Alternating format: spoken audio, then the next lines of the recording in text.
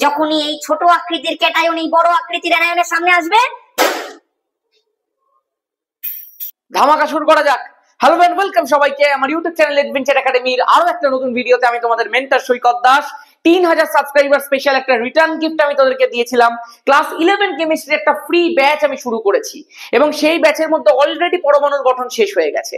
তোরা বলেছিলি দাদা পর্যায় সারণী আমাদের লাগবে না, তুমি ডিরেক্ট বন্ডিং শুরু করো। আর কি অভূতপূর্ণ রেসপন্স, কি মারাত্মক রেসপন্স তোদের। এবং সেই কারণে আর থেমে থাকতে না পেরে কেমিক্যাল বন্ডিং এর প্রথম লেকচার নিয়ে আমি চলে এসেছি। তোদেরকে একটা কথা বলি, তোরা অনেকে বন্ডিং নিয়ে খুব চিন্তায় আছিস, অনেকে বলেছিস দাদা সব হচ্ছে বন্ডিং হচ্ছে না। দাদা আমরা সব করছি কিন্তু ঠিকমতো অ্যাপ্লিকেশনস গুলো করতে পারছি না। সব সমস্যার সমাধান করব। যেমন করে পরমাণুর গঠন করেছি, তোদের মানে আমি বলে বোঝাতে পারবো না যে এক একজন কমেন্ট করছে দাদা আমরা কেমিস্ট্রি এইভাবে পড়তে পারবো, বুঝতেই পারি। এরকম ভাবেও যে কেমিস্ট্রিটাকে পড়া যায় এটাই জানতাম না। এইগুলো শুনে কতটা ভালো লাগে। এই ধামাকাটা করতেই এসেছি ইউটিউবে। চ্যানেলটা নতুন হতে পারে, মানুষটা পুরনো। একটা বড় অনলাইন প্ল্যাটফর্মে আমি অনেকদিন ধরে যুক্ত ভাই, তার আগে অফলাইনে অনেকদিন পড়িয়েছি। খেলা হবে তো এবার ইউটিউবে, ধামাকা হবে তো। চল শুরু করা যাক। মনে রাখবি এবার মুখস্থ গন, কনসেপ্ট অন, শুধু ধামাকা হতে থাকবে। প্রথমেই যে কনসেপ্টটা নিয়ে ডিসকাস করব সেটা হচ্ছে ফেজানের সূত্র। দেখ ফেজানের সূত্র নামটা শুনলেই তোদের মনের মধ্যে একটা ঘটনা ঘটবে। তুই এক্ষুনি আমাকে বলে ফেলবি দাদা ফেজানের সূত্র মানে আয়নীয় যৌগের সমযোজী চরিত্রের উদ্ভবের ঘটনা। এবার আমি তোকে বলি, এই পুরো জিনিসটাকে আমি তোকে এক্সপ্লেন করছি, শোন। তুই আগে আমাকে বলতো আয়নীয় যৌগ মানে কি। আয়নীয় যৌগ মানে দাদা যেখানে আমরা আয়নগুলোকে সেপারেট করতে পারি, যেখানে প্রত্যেকটা আয়নের একটা স্পেশাল অস্তিত্ব রয়েছে। আর দাদা সমযোজী যৌগ মানে আজকে থেকে ধর কিছুদিন আগে যদি ক্লাস 10-এ পড়াকালীন আমি তোকে জিজ্ঞাসা করতাম জিনিসটা, তুই আমাকে উত্তর দিতিস দাদা যদি দুখানা মৌল কাছাকাছি আসে, এই একটা মৌল একটা একটা করে electron equal number of electron share করবে, সেই ইলেকট্রনস গুলো দিয়ে একটা ইলেকট্রন পেয়ার তৈরি করবে এবং সেটাকে সমভাবে ব্যবহার করবে, মানে ইলেকট্রনের একটা ইকুয়াল শেয়ারিং হবে। এখন যখন তুই ক্লাস 11-এ পড়িস, তোর কাছে ইলেকট্রন মানে জাস্ট একটা কণা নয়, তোর কাছে ইলেকট্রন মানে কিন্তু একটা তরঙ্গ, একটা ক্লাউড। মানে ধর এই যে দুখানা মৌল আছে, সেই দুখানা মৌলের মধ্যে সেপারেট ইলেকট্রন ক্লাউড আছে, এরা পরস্পরের কাছাকাছি এসছে এবং তার ফলে এই মৌলটা আর এই মৌলটা নিজেদের মধ্যে তাদের ইলেকট্রন ক্লাউড গুলোকে ইকুয়ালি ডিস্ট্রিবিউট করে দিয়েছে, ইকুয়াল একটা অভিলেপন ঘটিয়ে দিয়েছে, একটা একদম মিলিয়ে মিশিয়ে একাকার করে দিয়েছে। তার ফলে এই যে ধরনের যৌগটা তৈরি হয়েছে সেই যৌগটাকে আমরা বলে থাকি সমযোজী যৌগ, যার মধ্যে কিন্তু আয়নের কোনো স্পেশাল অস্তিত্ব থাকে না। এইবার বিজ্ঞানী ফেজান একদিন তার ল্যাবরেটরির মধ্যে বিভিন্ন আয়নীয় যৌগের ক্যারেক্টার স্টাডি করছেন বসে বসে। তিনি দেখছেন এই আয়নীয় যৌগ এই ধর্ম দেখায়, এই সমযোজী যৌগ এই ধর্ম দেখায়। হঠাৎ করে তিনি চমকে গেলেন এবং ইতিহাসের পাতায় এক নতুন দিগন্ত খুলে গেল। তিনি দেখলেন কিছু এমন আয়নীয় যৌগ আছে যাদের ধর্মগুলো কিন্তু সমযোজীর মতো, আবার কিছু এমন আয়নীয় যৌগই আছে যাদের আয়নীয় ধর্মের থেকে সমযোজী ধর্মের প্রিডমিনেশন বেশি। তিনি তো চমকে যাচ্ছেন যে নাম তার আয়নীয় যৌগ, তার মধ্যে আয়ন আছে, কিন্তু কোথা দিয়ে সমযোজী যৌগ অ্যারাইজ করছে ভাই, কোথা দিয়ে সমযোজী ধর্মগুলো অ্যারাইজ করছে ভাই। তাহলে এই জিনিসটা নিয়ে তিনি এবার রিসার্চ শুরু করলেন। তিনি তার ফেলো রিসার্চারদের ডাকলেন, তিনি তার স্টুডেন্টদের ডাকলেন, বিভিন্ন গবেষণা করলেন এবং সবশেষে তিনি একটা সিদ্ধান্তে উপনীত হলেন, তিনি একটা কনক্লুশনে উপনীত হলেন। তিনি এটা মনে করলেন, জাস্ট তার ইমাজিনেশনের মধ্যে কোথাও যেন এটা স্ট্রাইক করলো। আচ্ছা এমনি কি হতে পারে যদি ক্যাটায়ন বিষয়টাকে আমি একটু ডিটেলে ভাবি। ক্যাটায়ন মানে হচ্ছে যার কাছে ইলেকট্রনের ঘাটতি আছে, আর অ্যানায়ন মানে হচ্ছে যার কাছে ইলেকট্রন ক্লাউড একদম ভরে ভরে আছে। একটা জল ভর্তি বেলুনের কথা চিন্তা কর, একদম ফাটবে বলে বসে আছে। জাস্ট আমি ধরি তোকে একটুখানি দেখাই, এই দেখ এই যে বেলুনটাকে দেখতে পাচ্ছিস, হাওয়া ভেতরে একদম ভর্তি, যদি একটুখানি সুচ ঢুকিয়ে দিস পটাশ করে ফেটে যাবে, ইলেকট্রন ডেন্সিটি ছড়িয়ে পড়বে। অ্যানায়ন হচ্ছে এমনি ধরনের জিনিস। তাহলে এবার যদি ক্যাটায়নটা অ্যানায়নের কাছাকাছি যায়, তাহলে অ্যানায়নটা থেকে তো খুব সহজে সে ইলেকট্রন ক্লাউডকে টেনে নিতে পারে। আর যদি সত্যি ইলেকট্রন ক্লাউড কেউ টেনে থাকে, তাহলে তো ইলেকট্রন ক্লাউডের একটা অভিলেপন ঘটবে এবং আস্তে আস্তে যদি সেই বিষয়টা একটু গভীর হতে থাকে, তাহলে তো একটা সময় গিয়ে আয়নীয় যৌগের মধ্যে সমযোজী চরিত্র অ্যারাইজ করাটা খুব একটা রহস্যজনক বিষয় নয় তো। শুধু আমাদের চোখের মধ্যেই এতদিন বিষয়টা পড়েনি, আমরা এতদিন বিষয়টা নিয়ে ভাবিনি। এবং পরবর্তীকালে আরো গভীর রিসার্চ করে বৈজ্ঞানিক মহলের সামনে তিনি একটা গোটা রিপোর্ট তুলে ধরলেন। তিনি বললেন হ্যাঁ সত্যি বিষয়টা তাই, কোন আয়নীয় যৌগের আয়নিক বন্ড 100% আয়নিক হয় না। তার মধ্যে কিছু পার্সেন্ট কোভ্যালেন্সি থাকে, তার মধ্যে কিছু পার্সেন্ট সমযোজী চরিত্র থাকে। যদি সেই সমযোজী চরিত্রটা অনেক কম হয় তখন সেটাকে অতটা বোঝা যায় না, কিন্তু যদি সমযোজী চরিত্রটা বেশি হয় তখন সেই আয়নীয় যৌগটার মধ্যে কিছু কিছু সমযোজী চরিত্রের গত ধর্ম অ্যারাইজ করতে থাকবে, সমযোজী যৌগদের মধ্যে ধর্ম অ্যারাইজ করতে থাকবে, তখন তুমি সেগুলোকে বুঝতে পারবে। তিনি দেখ একটা বিষয় পরিষ্কার ভাবে ডেমনস্ট্রেট করে দিলেন বৈজ্ঞানিক মহলের সামনে, যে যেটা আমি ভেবেছিলাম সেটাই সত্যি, সেটাই বাস্তব। এই যে ক্যাটায়ন আছে সেই ক্যাটায়ন কিন্তু অ্যানায়নের ইলেকট্রন ঘনত্বকে বিঘ্নিত করে, এবং সত্যি এদের ইলেকট্রন ঘনত্বের অভিলেপন ঘটে, শেয়ারিং ঘটে। এখন সব থেকে বড় প্রশ্ন হলো এই ফেনোমেনাটার নাম কি হবে? বিজ্ঞানী ফ্যাসান বললেন যে এই পুরো ফেনোমেনাটার নাম হবে পোলারাইজেশন। এবং এই যে পোলারাইজেশন বিষয়টাকে এক্সপ্লেন করতে গিয়ে বৈজ্ঞানিক মহল থেকে প্রশ্ন করলো যে আচ্ছা, এই যে ক্যাটায়ন যে অ্যানায়নের ইলেকট্রন ঘনত্বটাকে টানছে, ক্যাটায়নের কোন ধর্মের জন্য সেটা হচ্ছে, ক্যাটায়নের কোন ক্ষমতার জন্য সেটা হচ্ছে? তিনি বললেন সেই ক্ষমতাটাকে আমরা বলবো ধ্রুবায়ন ক্ষমতা, যেটাকে আমরা ইংরেজিতে বলবো পোলারাইজিং পাওয়ার।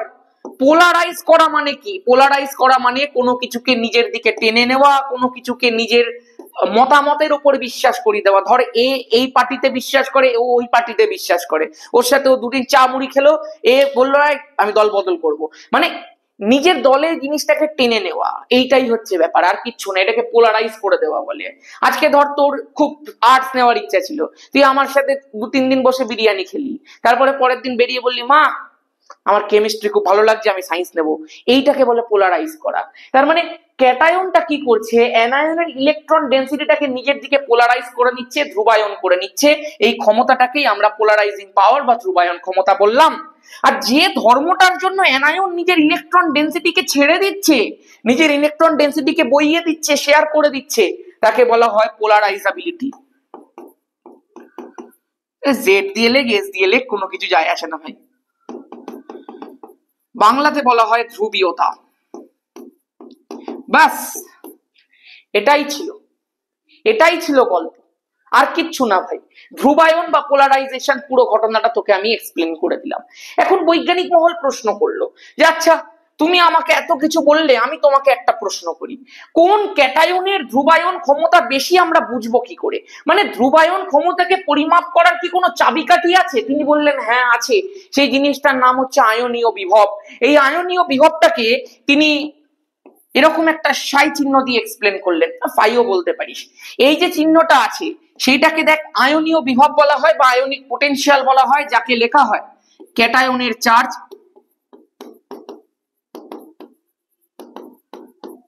ডিভাইডেড বাই ক্যাটায়নের ব্যাসার্ধ।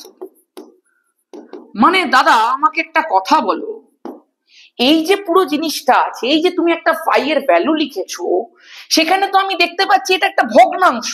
আর আমরা তো প্রত্যেকে জানি যদি ভগ্নাংশের লবের ভ্যালুটা বাড়ে তাহলে ওভারঅল ভগ্নাংশের রেজাল্ট বাড়ে, আর যদি ভগ্নাংশের এই হরের ভ্যালুটা যদি কোনো কারণে বেড়ে যায় তাহলে তো ওভারঅল ভগ্নাংশের রেজাল্টটা কমে যায়। আমি বললাম একটু বাস্তবে দেখা দেখি। বাস্তবে ধরো এই যে 100 ইকুয়াল টু 200 ডিভাইডেড বাই 2 আছে, আমরা যদি কোনোভাবে এই 2টাকে বাড়িয়ে 5 করে দিই তাহলে 100টা কমে গিয়ে 40 হয়ে যাবে। কি বুঝলে? যদি আমি হরের ভ্যালুটাকে বাড়াই, এই যে হরের ভ্যালুটাকে যদি আমি বাড়াই তাহলে ওভারঅল রেজাল্টটা কি হয়ে যাচ্ছে? কমে যাচ্ছে। আবার তুই চিন্তা কর, same 100 equal to 200 divided by 2 ছিল, আমরা যদি কোনোভাবে লবের ভ্যালুটাকে বাড়িয়ে দিতে পারি, 200 থেকে বাড়িয়ে তুই 500 করে দে, তাহলে এখান দিয়েও রেজাল্টটা 100 থেকে বেড়ে 250 হয়ে যাবে। তার মানে লবের ভ্যালুটাকে বাড়িয়ে দিলে ওভারঅল ভগ্নাংশের ভ্যালুটা বেড়ে যায়। তার মানে দাদা এই যে কথাটা তুমি বলেছো, এই যে আয়নীয় বিভব, যেটা কিনা কোনো একটা ক্যাটায়নের ধ্রুবায়ন ক্ষমতার পরিমাপ, সেই জিনিসটা তো আমি দেখতে পাচ্ছি ক্যাটায়নের চার্জ বাড়ার সাথে সাথে বাড়ছে, আর ক্যাটায়নের ব্যাসার্ধ কমার সাথে সাথে বাড়ছে, কারণ এর সাথে তো এর ব্যস্ত সম্পর্ক। এই ব্যাসার্ধ যদি কমে তবেই তো এটা বাড়বে। তার মানে দাদা একটা পরিষ্কার কথা বলবে? আমি বললাম কি? ক্যাটায়নের ব্যাসার্ধ যদি ছোট হয়, মানে ক্যাটায়নটা যদি পুচকে হয় এবং সেই পুচকে ক্যাটায়নের যদি চার্জ বেশি হয়, তাহলেই কি ধ্রুবায়ন ক্ষমতা বেশি? আমি বললাম ভেবে দেখ না, সেটাই তো ব্যাপার। যদি একটা ছোট্ট ক্যাটায়নের উপরে বেশি চার্জ থাকে, তার মানে তার পজিটিভ চার্জের ডেনসিটি হাই, আর পজিটিভ চার্জের ডেনসিটি যদি হাই হয়, তাহলে ক্যাটায়নটার ইলেকট্রনের প্রতি চাহিদাটাও তো হাই। যদি তাই হয়, তবেই তো ক্যাটায়নটা অ্যানায়নের ইলেকট্রন ডেনসিটিকে সহজে বিঘ্নিত করতে পারবে, সহজে পোলারাইজেশন ঘটবে, সহজে অভিলেপন ঘটবে, সহজে আয়নীয় চরিত্রটা সমযোজী চরিত্রে কনভার্ট হয়ে যাবে, মিলে মিশে একাকার করবে। একটা পরীক্ষা দেখবি, দেখ, যদি ধর এইটা আছে, এখানে আরেকটা কথা বলে রাখি, অ্যানায়নেরও কিন্তু একটা ভূমিকা আছে। আজকে যদি অ্যানায়নের সাইজটা ছোট হয়, তাহলে ওর ইলেকট্রন ডেনসিটিটা কিন্তু কম্প্যাক্ট থাকবে, সেটা ছড়াতে পারবে না। যখনই অ্যানায়নের সাইজটা বাড়বে, যখনই নিউক্লিয়াসের ইলেকট্রনের প্রতি আকর্ষণটা কমবে, ততই কিন্তু ইলেকট্রন ডেনসিটি সহজে ছড়াবে। তার মানে তুই দুটো কন্ডিশন দেখলি, একটা হচ্ছে ক্যাটায়নের যে সাইজ ছোট হবে আর চার্জ বেশি হবে, তবেই গিয়ে আয়নন বিভবের ভ্যালুটা, আয়নীয় বিভবের ভ্যালুটা বাড়বে এবং তার ফলে পোলারাইজিং পাওয়ার, ধ্রুবায়ন ক্ষমতা বাড়বে। আবার অ্যানায়নটাকেও কিন্তু সাইজে বড় হতে হবে, যাতে তার ইলেকট্রন ডেনসিটিটা সহজে ছড়ায় এবং তার পোলারাইজাবিলিটি বা ধ্রুবীয়তাটাও সেই বুঝে পারবে। যেমনই একটা এক্সাম্পল দেখ, এটা ছোট্ট ক্যাটায়ন, ছোট্ট একটা যদি অ্যানায়ন থাকে, বেলুনগুলো হচ্ছে অ্যানায়ন আর এই পেনটা হচ্ছে ক্যাটায়ন, চিন্তা করে দেখবি। ক্যাটায়নটাও বেশ বড়, একবারে ভোঁতা, বুঝতে পারছিস, বড় আকৃতির ক্যাটায়ন। এই বড় আকৃতির ক্যাটায়ন যার পজিটিভ চার্জের ডেনসিটি অনেক কম, ক্যাটায়নের সাইজ যত বড় হবে, আকার যত বড় হবে, পজিটিভ চার্জের ডেনসিটি তো কমে যাবে, তার মানে ইলেকট্রনের প্রতি তেমন চাহিদা থাকবে না। এই যে অ্যানায়নটাও ছোট, তার মানে এও অতটা বেশি ছড়াতে চাইবে না। কিচ্ছু হচ্ছে না ভাই, কোনো পোলারাইজেশন ঘটছে না, কিচ্ছু হচ্ছে না। কিন্তু চিন্তা কর, যদি আজকে আমি ক্যাটায়নের সাইজটাকে ছোট করে দিই আর অ্যানায়নের সাইজটাকে বড় করে দিই, এই ধর হচ্ছে আমার ক্যাটায়নটা সাইজ অনেক ছোট, তার পজিটিভ চার্জ ডেনসিটি অনেক বেশি, আর এইটা হচ্ছে অ্যানায়ন, যে অ্যানায়নের সাইজ অনেক বড়, তার ফলে তার মধ্যে ইলেকট্রন ঘনত্ব একবারে ভরে ভরে রয়েছে, ইলেকট্রন ক্লাউড ছড়িয়ে পড়ার জন্য উদ্গ্রীব হয়ে রয়েছে। যখনই এই ছোট আকৃতির ক্যাটায়ন এই বড় আকৃতির অ্যানায়নের সামনে আসবে, ধামাকা হয়ে গেল। এটাই ছিল পোলারাইজেশন। ওর পুরো ইলেকট্রন ডেনসিটিটা ছড়িয়ে গেল, ক্যাটায়ন এবং অ্যানায়নের ইলেকট্রন ডেনসিটি মিশে গেল, সমযোজী চরিত্রের উদ্ভব ঘটে গেল। ব্যাস, হয়ে গেল পুরো জিনিস। এইবার একটুখানি মন দিয়ে প্রত্যেকে শোনো, এই পুরো ঘটনাটা যেটা আমি তোমাকে বললাম, সেটার মাধ্যমে আয়নীয় যৌগের সমযোজী চরিত্র প্রকাশের ফ্যাজান কিছু শর্তাবলী উল্লেখ করলেন। এই যে প্রথম শর্তটা আমি তোকে লিখে দেবো, তুই এগুলো সব অলরেডি জেনে গেছিস। প্রথমটা কি? ক্যাটায়নের আকার ছোট হতে হবে, সব এবার তুই জানিস। ক্যাটায়নের আকার ছোট হতে হবে। 2 নম্বর কি ভাই? 2 নম্বর হচ্ছে ক্যাটায়নের চার্জ বেশি হতে হবে, মানে 1+ এর বদলে 2+, 3+ হলে বেশি ভালো। 3 নম্বর কি হতে পারে? অ্যানায়নটা কেমন হতে হবে ভাই? অ্যানায়নটা বড় আকৃতির হতে হবে, তাই না?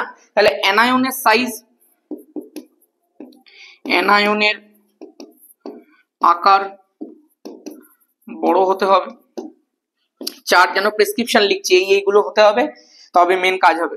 অ্যানায়নের চার্জ বেশি হতে হবে, কারণ অ্যানায়নের যদি চার্জ বেশি হয় তবেই না সেটা বড় হবে। ব্যাপারটা বুঝতে পারছিস? ক্যাটায়নের যদি চার্জ বেশি হয় তাহলে সেটা ছোট হয়, ইলেকট্রন ছেড়ে দিচ্ছে, ইলেকট্রনীয় কক্ষপথগুলো কমছে, তার মানে সে ছোট হচ্ছে। অ্যানায়নের যদি চার্জ বড় হয়, তার মানে ইলেকট্রনীয় কক্ষপথ জুড়ছে, সে বড় হচ্ছে আরো।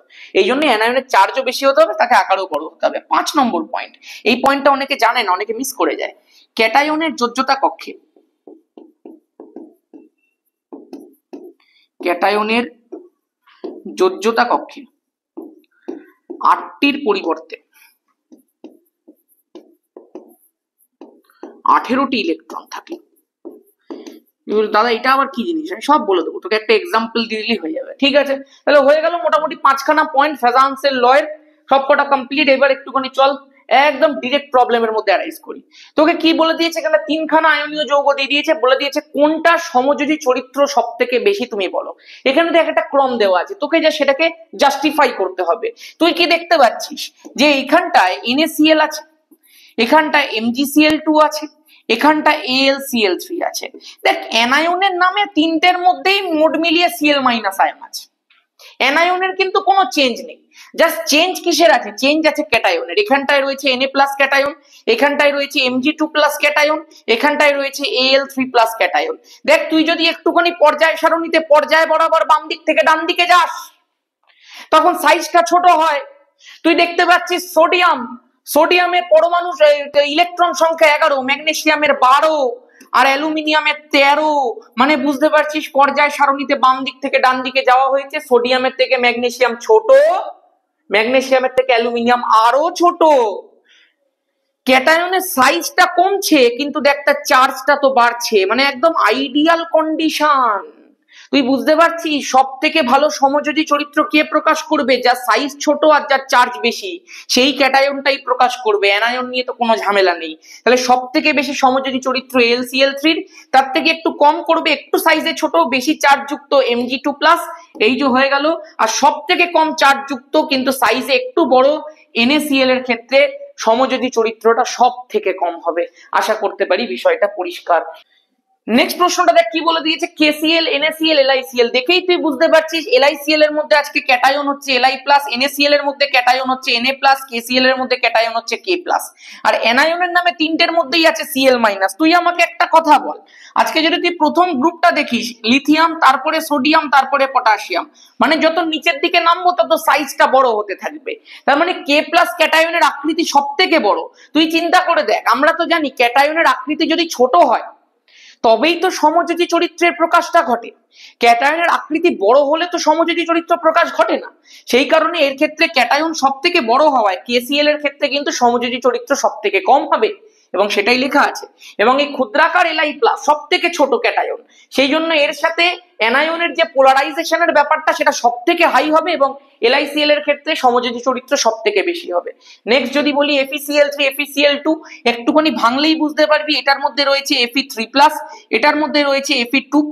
তাহলে তুই বুঝতেই পারছিস দাদা, যদি চার্জ বাড়ে, আজকে ধরো এই ক্যাটায়নের চার্জ যদি বৃদ্ধি পায় তাহলে স্বাভাবিকভাবে ফ্রাজানের ল অনুযায়ী সমযোজী চরিত্র বৃদ্ধি পাবে। এই কারণেই তো FeCl3 এর ক্ষেত্রে সমযোজী চরিত্রটা FeCl2 থেকে বেশি হয়ে গেছে, কারণ অ্যানায়নটা দুটোর মধ্যেই Cl- রয়েছে। নেক্সট একটা খুব উন্নত ধরনের প্রশ্ন, এই ধরনের প্রশ্ন এখন পরীক্ষাতে দেয়। বলে দিয়েছে SnCl2 এর গলনাঙ্ক SnCl4 অপেক্ষা বেশি। কেন হঠাৎ করে এই জিনিসটা কেন বলেছে দাদা? তুই আমাকে একটা কথা বল, আয়নীয় যৌগ আর সমযোজী যৌগের মধ্যে কার গলনাঙ্ক বেশি হয়? তুই বলবি দাদা আয়নীয় যৌগের গলনাঙ্ক বেশি হয়। তাহলে আমি লিখে দিই যে আয়নিক কম্পাউন্ডস এর যে গলনাঙ্কটা হয় সেটা কোভালেন্টের থেকে বেশি হয়, রাইট? এবার তুই আমাকে একটা কথা বল, এই যে SnCl2 আর SnCl4 আছে, SnCl2 এর মধ্যে রয়েছে Sn2+, SnCl4 এর মধ্যে রয়েছে Sn4+। দাদা আমাকে একটা কথা বলবে, আমি বললাম কি, কার ক্ষেত্রে পজিটিভ চার্জ বেশি? আমি বললাম SnCl4 এর ক্ষেত্রে বেশি। তাহলে কে ভালো সমযোজী চরিত্রের প্রকাশ ঘটাবে, কে ভালো অভিলেপন ঘটাবে, কে ভালো পোলারাইজেশন ঘটাবে? আমি বললাম Sn4+ ঘটাবে। তাহলে কার সমযোজী চরিত্র বেশি? SnCl4 এর বেশি। তাহলে লেখো SnCl2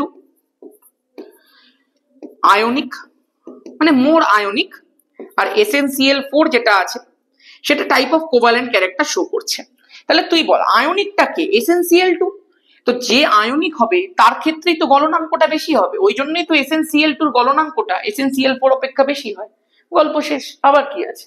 নেক্সট বলে দিয়েছে অ্যালকোহলে KCl এবং Ki এর দ্রাব্যতা নিয়ে তোকে প্রশ্ন দিতে বলেছে, মানে একটা কমেন্ট করতে বলেছে।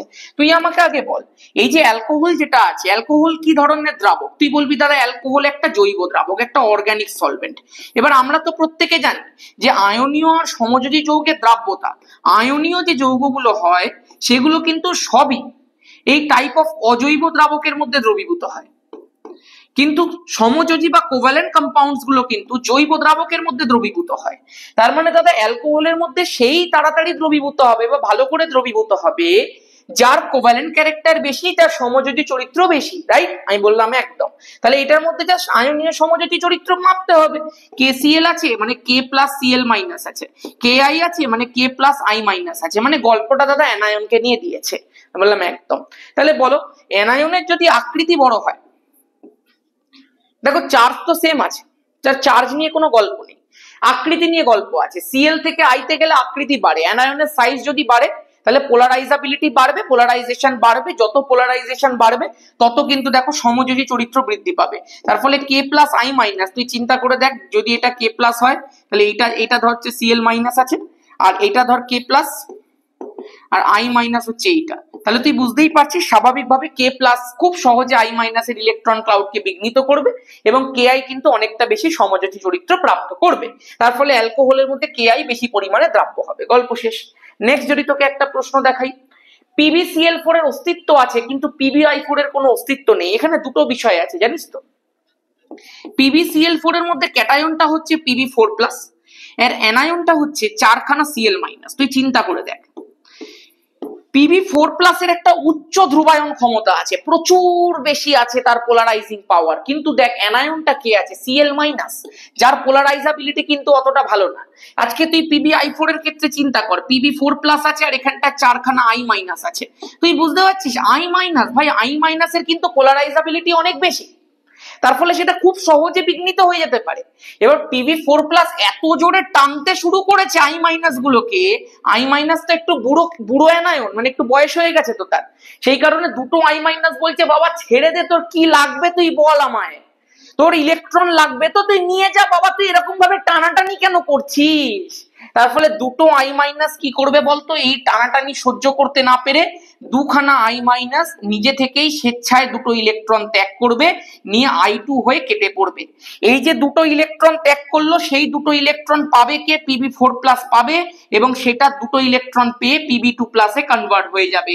এই Pb2+ এর সাথে দুটো I- জুড়বে এবং তার ফলে সে তৈরি করবে PbI2, এবং তার সাথে এই যে I2টা তৈরি হলো সেই I2টা থাকবে। মানে তুই বুঝতে পারছিস তো, PbI4 এর কিন্তু কোনো অস্তিত্ব রইল না, তৈরি হয়ে গেল PbI2+I2।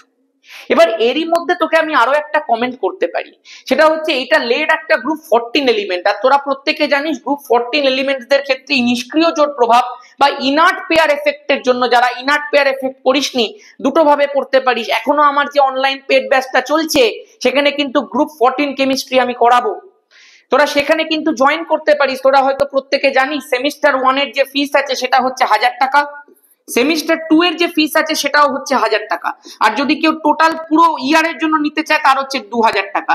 এই হচ্ছে পেড কোর্সের ফি।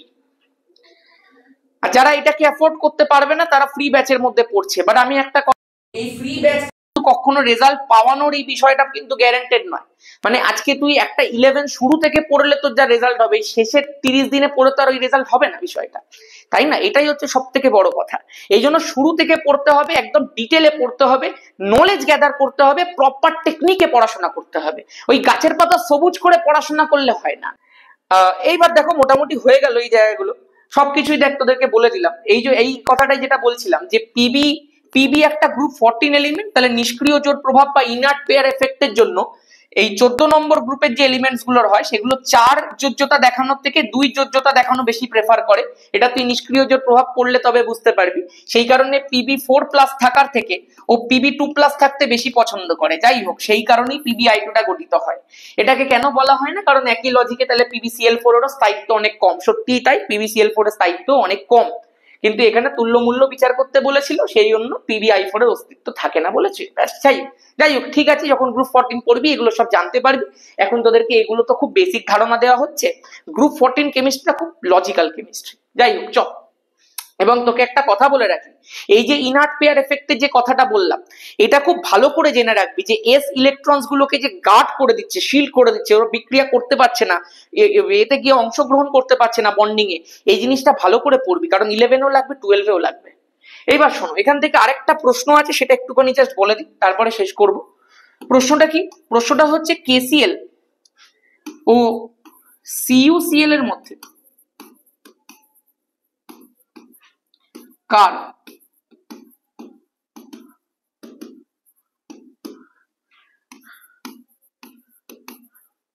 আয়নীয় চরিত্র বেশি? এটা একটা কিন্তু ভালো প্রশ্ন, এবং এই প্রশ্নটাই হচ্ছে এই ফ্যাজানের 5 নম্বর ল দিয়ে এক্সপ্লেন করতে হয়। তুই আমাকে একটা কথা বলতো ভাই, এই যে কেসিএল যেটা আছে, কেসিএলটাকে ভাঙলে আমরা কি পাবো? কে প্লাস আর সিএল মাইনাস পাবো। সিইউসিএলটাকে ভাঙলে আমরা কি পাবো? সিইউ প্লাস আর সিএল মাইনাস পাবো, তাই তো পাবো রে ভাই, এটাই তো পাবো। এবার তুই আমাকে একটা কথা বল, আমরা একটুখানি কে প্লাস এর ক্ষেত্রে ইলেকট্রন বিন্যাসটা করি, সিইউ প্লাস এর ক্ষেত্রে ইলেকট্রন বিন্যাসটা করি। কে প্লাস এর ইলেকট্রন বিন্যাসটা এই ধরনের দেখতে হয়। আর্গন কোর আমি পুরো ভেঙে করছি, বাদ দে। 1s2 2s2 2p6 3s2 3p6, ভালো করে চিন্তা করো, একটা ইলেকট্রন তো বেরিয়ে গেছে, তাহলে 4s1 এর ইলেকট্রনটা বেরিয়ে গেছে, ঠিক আছে। আচ্ছা, সিইউ প্লাস এর ক্ষেত্রে কি হবে দাদা? সিইউ প্লাস এর দেখো 1s2 2s2 2p6 3s2 3p6, 4s1 এর ইলেকট্রনটা বেরিয়ে গেছে, তাহলে পড়ে রয়েছে দেখো 3d10, কারণ কপারের কি হয় 4s1 3d10 হয়, তো তাহলে 4s1 বেরিয়ে গেছে, 3d10 পড়ে আছে। তুই আমাকে একটা কথা বল, কে প্লাস এর ক্ষেত্রে এই যে সর্বশেষ ইলেকট্রন যে কক্ষপথটা আছে সেটার মধ্যে 3s আছে আর 3p আছে। তোরা প্রত্যেকে পর্যায় সারণীতে আবরণী প্রভাব পড়েছিস, যে এস এর আবরণী প্রভাব সর্বোচ্চ, তারপরে পি, তারপরে ডি, এবং সব থেকে খারাপ হচ্ছে এফ এর। তুই চিন্তা করে দেখ, আজকে ধর এই যে কে প্লাস ক্যাটায়নটা আছে, সেই কে প্লাস ক্যাটায়নের লাস্ট যে কক্ষপথটা, সেই লাস্ট কক্ষপথটার মধ্যে কে কে রয়েছে? 3s আছে আর 3p আছে।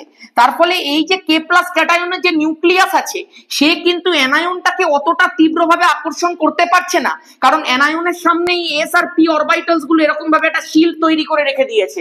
সেই কারণেই কিন্তু কে প্লাস ক্যাটায়নের ধ্রুবায়ন ক্ষমতা একটু হলেও কমছে।